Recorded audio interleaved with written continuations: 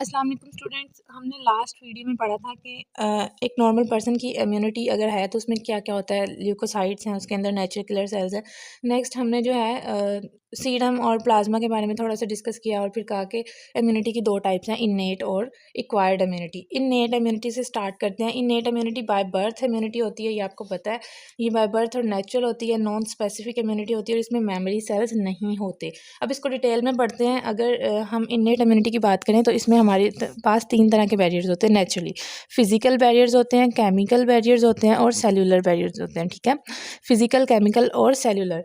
जो physical barriers हैं उसमें अगर हम बात करें तो सबसे पहला स्किन जो है वो फर्स्ट लाइन डिफेंस है। स्किन सबसे बड़ा बैरियर है माइक्रोब्स के लिए। इसके अंदर आपको पता है स्किन की लेयर्स में एक होती है एपिडर्मस लेयर, एपिडर्मस है, और कैराटिन जो ज़्यादा हमें प्रोटेक्शन दे रही है। एपिडर्मस जो है उसको एक तो क्रॉस करना मुश्किल है, स्किन की लेयर्स को, स्किन को इटसेल्फ क्रॉस करना मुश्किल है क्योंकि ये सेवरल लेयर्स, 3 लेयर्स होती हैं ना इसकी, तो ये उनको क्रॉस नहीं कर पाते माइक्रोब। दूसरी बात एपिडर्मस का एक और ये कि इसके जो सेल्स हैं उनकी शेडिंग होती रहती है। ठीक है, जब माइक्रोब अटैच होते हैं पैथोजेंस स्किन के साथ तो continuous shedding of epidermal cells की वजह से वो बॉडी से शेड होना शुरू हो जाते हैं। ठीक है, और जो कैराटिन है, कैराटिन भी बहुत रोल प्ले करती है। कैराटिन पेनिट्रेशन नहीं होने देती। ठीक है, माइक्रोब्स एपिडर्मस और कैराटिन को पेनिट्रेट नहीं कर पाते। जी, अब दूसरी बात ये है कि अगर माइक्रोब एंटर हो जाते हैं तो वो कैसे हो सकते हैं स्किन से। अगर स्किन जो है वो डैमेज हो, कट्स हों, एब्रेशंस हों, तो उनकी वजह से माइक्रोब एंटर हो सकते हैं। नेक्स्ट इज़ द के जो होते हैं आर्थ्रोपोड्स, यानी कि जो बाइटिंग करते हैं। ठीक है, जो बाइट करके माइक्रोब्स को, पैथोजेंस को डिलीवर कर देते हैं। बाइट करते हैं तो फिर एक वेब बन जाता है, एक पोर बन जाता है स्किन में। इसके अलावा आईवी के ज़रिए जो है माइक्रोब एंटर हो सकते हैं। पायरोजन, कुछ पेरेंटिरल्स होते हैं, अगर उनकी स्टेरिलिटी को मेंटेन नहीं किया जाए तो फिर जो है उनके अंदर पायरोजन कंटेंट ज़्यादा होगा, तो वो ह्यूमंस के लिए डैमेजिंग फैक्टर है। ठीक है, इसके अलावा हमारी स्किन में एक और चीज़ होती है, एक मैंने बताया एपिडर्मिस है, केराटिन है। एक और सेल्स होते हैं, उनको कहते हैं डेंड्रिटिक सेल्स। डेंड्रिटिक सेल्स आपको पता है ये फैगोसिटिक सेल्स होते हैं डेंड्रिटिक सेल्स, और इनको हम लैंगरहैंस सेल्स कहते हैं स्किन में। ठीक है, लैंगरहैंस सेल्स। स्किन की अगर कंपोजिशन देखें ना, उसमें लैंगरहैंस सेल्स होते हैं। वो बेसिकली डेंड्रिटिक सेल्स ही होते हैं जो इम्यूनिटी को स्किन लेवल पे बिल्ड कर रहे हैं। ठीक है, जो डेंड्रिटिक सेल्स हैं ये जब फैगोसाइटोसिस करते हैं माइक्रोब्स की, तो ये जो है लिम्फ नोड में जाते हैं। फैगोसाइटोसिस के बाद लिम्फ नोड में जाते हैं, वहाँ पे जाके जो है एक्वायर्ड इम्यूनिटी को स्टिमुलेट करते हैं। ठीक है, तो बेसिकली जो इनेट और एक्वायर्ड इम्यूनिटी है ना, ये हम ये नहीं कह सकते कि सेपरेट सेपरेट है। ये इम्यूनिटी कहीं ना कहीं आपस में लिंक कर रही होती है। ठीक है, आप एक्वायर्ड में भी आगे फर्दर टाइप्स हैं तो वो भी देखेंगे कि वो एंटीबॉडी मीडिएटेड और सेल मीडिएटेड जो है आपस में लिंक कर रही होती हैं। तो डेंड्रिटिक सेल्स जो हैं आगे एक्वायर्ड इम्यूनिटी को भी जाके स्टिमुलेट करते हैं। नेक्स्ट जो हमारे पास फिजिकल फैक्टर है दैट इज़ हमारे पास है म्यूकस, म्यूकस मेम्ब्रेन। ठीक है, म्यूकस मेम्ब्रेन, म्यूकस मेम्ब्रेन जो है हमारे, अगर हम बात करें तो एपिथेलियम, मॉइस्ट एपिथेलियम कहाँ कहाँ होती है, हमारी सिस्टम की लाइनिंग में, यूरोजेनिटल सिस्टम में, रेस्पिरेटरी सिस्टम में, ये यहाँ पे जो है म्यूकस मेम्ब्रेन होती है। म्यूकस मेम्ब्रेन की, म्यूकोजा की, अगर म्यूकस की अगर हम नेचर को करें ना बात, उसकी क्या है वो, दैट इज़ द ग्लाइकोप्रोटीन। ठीक है, इसकी नेचर होती है ग्लाइकोप्रोटीन, और ग्लाइकोप्रोटीन जो ये है ये क्या करती है, ट्रैप कर लेती है माइक्रोब्स को। ठीक है, तो ये इन नेचर ग्लाइकोप्रोटीन है, दैट इज़ वाई ये ट्रैप कर लेता है माइक्रोब को। इसकी विस्कोसिटी भी ज़्यादा होती है। ठीक है, ये डस्ट पार्टिकल्स को भी ट्रैप कर लेता है और सेवरल माइक्रोब्स को अपने अंदर ट्रैप करा लेता है। उसके बाद अगर रेस्ट की बात करें, रेस्पिरेटरी सिस्टम की, तो फिर ये म्यूकस के ज़रिए हम माइक्रोब्स को एक्सपेल कर देते हैं माउथ से बाहर। ठीक है, ये तो स्किन जो है वो एपिडर्मिस और केराटिन की वजह से कर रही है, एज एक बैरियर बना रही है। डेंड्रिटिक सेल्स हैं और म्यूकस है। ठीक है, ये हमारा physical barrier. Next is the chemical barrier. Chemical barrier में इधर ही कर लेते हैं। ठीक है, केमिकल बैरियर, ठीक है, सबसे पहले अगर हम बात करें तो आपको पता है हमारे पास जो है जो हमारा सलाइवा है उसके अंदर होता है एक नाम लाइसोजाइम। लाइसोजाइम, ठीक है, लाइसोजाइम, लाइसोजाइम्स जो होते हैं ये एंटी माइक्रोबियल होते हैं। ये टीयर्स में, सलाइवा में, म्यूकस में प्रेजेंट होते हैं। ठीक है, इसके अलावा हमारे बॉडीली फ्लूइड्स यानी सेक्रेशंस के अंदर, टीयर्स और सलाइवा, इसके अंदर एंटीबॉडीज़ भी होती हैं। IgA होती है, आई थिंक सो IgA भी होती है वहाँ पे। ठीक है, तो इसके अलावा ये केमिकल बैरियर तो नहीं है, लेकिन ये लाइसोजाइम एक एंजाइम है, तो ये केमिकल बैरियर है मेनली। ठीक है, इसके अलावा जो हमारे पास एक और चीज़ है, अगर हम माउथ से आगे की तरफ मूव करें तो हमारी GIT स्टार्ट हो जाती है। ठीक है, GIT में स्टमक जो है, स्टमक, उसमें आपको पता है कि HCl होता है, ठीक है, HCl होता है और pH भी लो होती है। So that is the damaging factor, ठीक है, ये भी एक बैरियर है माइक्रोब्स के लिए। लेकिन कहते हैं कि हेपाटाइटिस और पोलियो का वायरस, ख़ास तौर पे पोलियो का वायरस इंटेस्टाइन में ही मल्टीप्लाई करता है, तो ये इस पीएच को इंड्योर कर जाते हैं और HCl को। नेक्स्ट अगर हम इंटेस्टाइन की तरफ जीआईटी में मूव करें तो वहाँ पे होता है बाइल। बाइल क्या करता है, पीएच को इंक्रीज़ करता है, ठीक है, बेसिसिटी की तरफ लेके जाता है।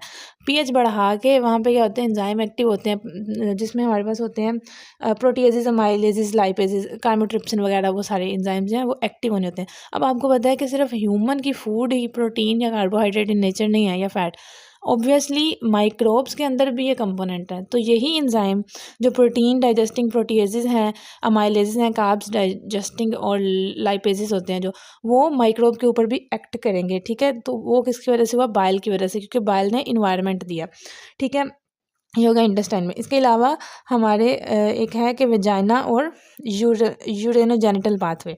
वेजाइना के अंदर पीएच लो होती है, ठीक है, वेजाइना के अंदर क्या होती है, पीएच लो होती है। यहाँ पे कुछ बैक्टीरिया होते हैं, लैक्टोबैसिलस, नॉर्मल फ्लोरा होते हैं, ठीक है, वो नॉर्मल फ्लोरा होते हैं, पैथोजेनिक नहीं होते। वो क्या करते हैं, लैक्टोबैसिलस जो है वो लैक्टिक एसिड बनाता है। लैक्टिक एसिड की एसिड है तो पीएच जो है वो डिक्रीज़ होती है। तो हार्श इन्वायरमेंट, ये जो पीएच डिक्रीज़ वाला है, ये माइक्रोब की ग्रोथ नहीं होने देता, इन्फेक्शन के चांसेस कम कर देता है। और इसी तरह से यूरिनरी सिस्टम भी जो है, यूरिथ्रा वगैरह, तो वहाँ पे एक तो यूरिन फ्लो से माइक्रोब फ्लश होते रहते हैं, ठीक है, और दूसरी बात वहाँ पे भी पीएच लो होती है, यूरिन की पीएच लो होती है, एसिडिक होती है, तो दैट्स वाई वहाँ पे भी इन्फेक्शन के चांसेस कम है। तो ये नेचर की तरफ से है, यूरिन और वेजाइना की पीएच कम। इसके अलावा एक और चीज़ है, डिफेंसिन। डिफेंसिन्स क्या है, डिफेंसिन्स भी बॉडी सेक्रीशंस में होते हैं, जैसे लाइजोजाइम होता है, इसी तरह से डिफेंसिन्स भी बॉडीली सेक्रीशंस में होते हैं। और ये जो है ना डिफेंसिन, कंटिन्यूसली भी कहीं प्रोड्यूस हो रहे होते हैं। ये प्रोटीन्स होती हैं सिस्टीन रिच प्रोटीन्स, तो ये बॉडी में कंटिन्यूसली भी कहीं कहीं प्रोड्यूस होती हैं, कहीं किसी माइक्रोब के रिस्पॉन्स में।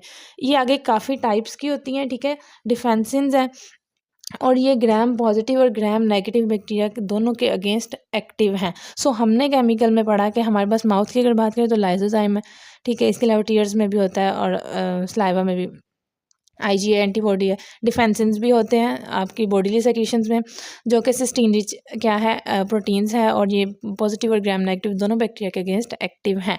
जीआईटी में HCl, स्टमक में, और इंटेस्टाइन में बाइल, एंड देन वेजाइना और ये यूरिनरी सिस्टम जो है, यूरिनरी पाथवे, वहाँ पे पीएच लो होती है, इसमें लैक्टिक एसिड की वजह से, और वहाँ पे वैसे ही यूरिन की पीएच नेचुरली लो होती है। लाइसोजाइम मैंने आपको बताया एक एंजाइम है, इसका बेसिक पाथवे क्या होता है, इसका वर्किंग प्रिंसिपल क्या है, इसने बैक्टीरिया की पेप्टाइडोग्लाइकन को जो है वो वीक करना होता है, ठीक है। नेक्स्ट हमारे पास केमिकल पाथवे में एक दो चीज़ें और हैं, वो क्या है कि केमिकल पाथवे में केमिकल बैरियर में हमारे पास इंटरफिरॉन्स भी आ जाते हैं, ठीक है, इंटरफिरॉन्स और कंप्लीमेंट सिस्टम क्या है, ये आपके लिए एक नई बात है। कंप्लीमेंट सिस्टम एक प्रोटीन्स का, सीरम प्रोटीन्स होती हैं, उनका सिस्टम होता है जो कि इननेट इम्यूनिटी को सपोर्ट करती हैं, ठीक है। इन्फ्लेमेशन और फैगोसाइटोसिस में इनका रोल होता है। कंप्लीमेंट सिस्टम की जो प्रोटीन्स होती हैं, ये माइक्रोब के ऊपर कोटिंग कर देती हैं। कुछ माइक्रोब के ऊपर होता है कैप्सूल, ठीक है, जैसे कि स्ट्रेप्टोकोकस जो बैक्टीरिया है ना, उनके ऊपर होता है कैप्सूल, ठीक है। वो कैप्सूल जो है वो माइक्रोब को फैगोसाइट के साथ अटैच नहीं होने देता, फैगोसाइट उनको पकड़ नहीं पाते। सो कंप्लीमेंट सिस्टम की प्रोटीन्स क्या करती हैं, खासतौर पे C3b, ये कोटिंग कर देती है उस कैप्सूल के ऊपर, ठीक है। तो इस तरह से इजीली फैगोसाइट्स इसको ग्रैब कर लेते हैं और इंगुल्फ कर लेते हैं।